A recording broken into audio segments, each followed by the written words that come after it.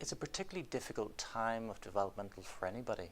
The types of pressures that adolescents or youth are under are both social media, education, bullying, huge pressures to fit in.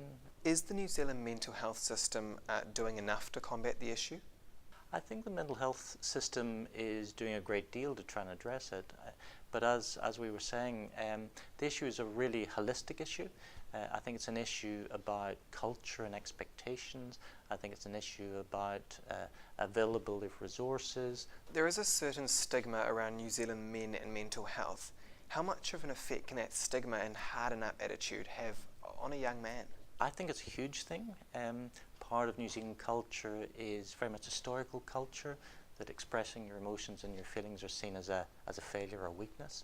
I think there's been slow incremental changes in terms of greater awareness of talking about how you feel, expressing your emotions, seeking help, all can allow people to both identify and manage their distress more effectively before it either emerges as a depression or people start acting out and trying to harm themselves.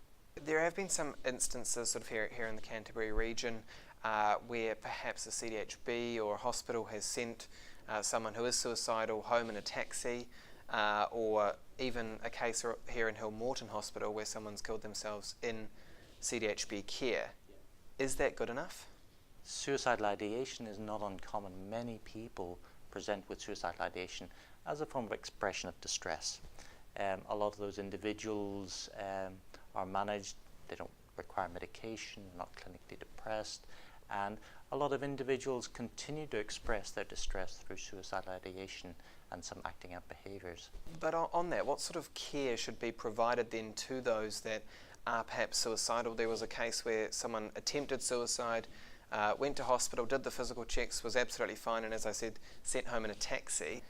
Surely that can't happen. I can't comment on the case you're talking about. I guess each case has its own context. Do you think the CDHB is doing enough for mental health? I do, actually. I think having worked in the CDHB here for maybe 30 years, I think staff are committed to giving the very best possible treatment to every single person they meet. But then obviously you have sort of those, I guess, shock cases in the region. How does then the CDHB respond to that? I guess the thing is that the human condition is a very variable thing. People can do a lot of things for a lot of different reasons. Some of that's predictable, some of it's completely unpredictable. With each individual case, for example, if there are negative outcomes that somebody's under care, that case will be looked at by a number of different people to see is there something learned or something that can be applied to other people in terms of process, or if something could have been done better. Is that 0% mark possible, do you think? 0 suicides? I think that's an aspirational number. I don't think there's any country in the world that is going to achieve that. What would you say to those young Kiwi men and women who say this will never affect their mental health, is sort of not their thing, as in they can ignore it? It's beyond how much money you have, what position you're in, what your situation is.